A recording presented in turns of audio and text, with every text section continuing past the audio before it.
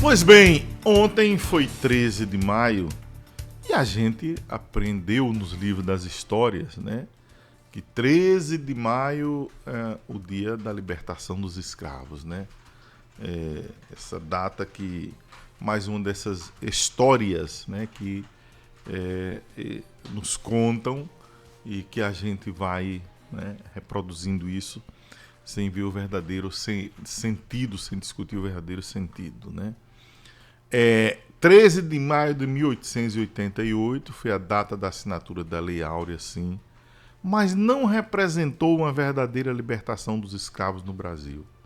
Embora a lei tenha oficialmente abolido a escravidão, né, não proporcionou condições necessárias para integrar os negros à sociedade e continuaram vivendo às margens da sociedade, né, em situação de vulnerabilidade, sem nada, né, sem nada. Ajudaram a construir tudo e sem nada. Muito pelo contrário, os donos dos escravos, vocês sabiam que a Lei Áurea ela é curtinha, né? 2 artigos está libertado os escravos, danem-se os escravos, busquem sobreviver.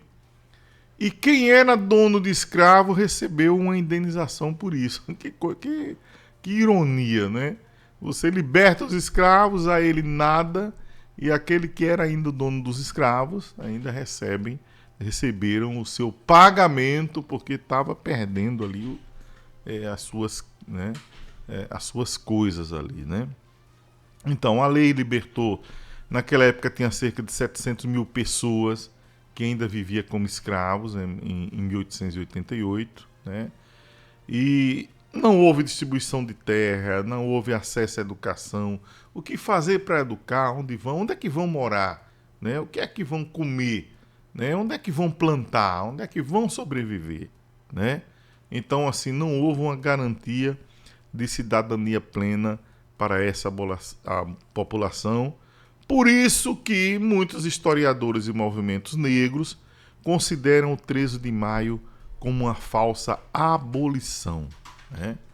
Porque, como falei, apesar de acabar com a escravidão legalmente, né, não promoveu a verdadeira liberdade e igualdade para os negros, né?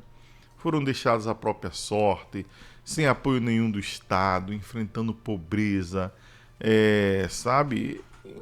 É uma coisa terrível, né? Naquele momento ali, né? É. Aí é interessante que toda a narrativa oficial que você vê nos livros e tal, né? O destaque é a figura da princesa Isabel, como aquela que foi a redentora dos escravos, né? Minimizando, por exemplo, o papel do que foi a resistência negra e a luta dos próprios escravizados, né? As fugas, os quilombos, as revoltas, quer dizer, em 1888, em 1655 já tinha o quilombo de Palmares, né? Praticamente quase 200 quase não, 225, 230 anos antes. Olha o quanto durou essa luta, né?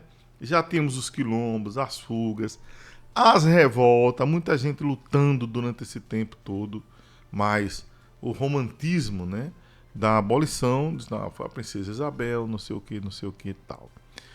Por isso que é preciso ressignificar o 13 de maio, minha gente. A gente precisa chegar com essa discussão, né?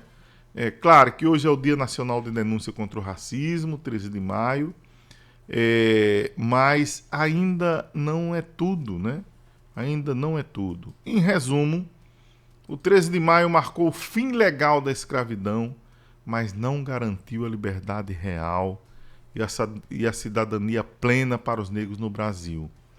A luta por igualdade e justiça continua sendo uma necessidade urgente, evidenciada pelas desigualdades raciais no país. Maio é um mês para a gente refletir isso. Não é mês de comemoração, não é mês de celebração pela libertação dos escravos, né? Claro que representou ali naquele momento um pontozinho para dizer vocês estão livres, mas livres para quê? Para ir para onde? Fazer o quê, né? E muitos voltaram arrependidos, ajoelhando-se aí aos pés dos patrões que receberam a sua indenização econômica, né? e mais uma vez, agora sim, à mercê deles. Então, se é assim, fica e faz tudo que eu quero e como eu quero.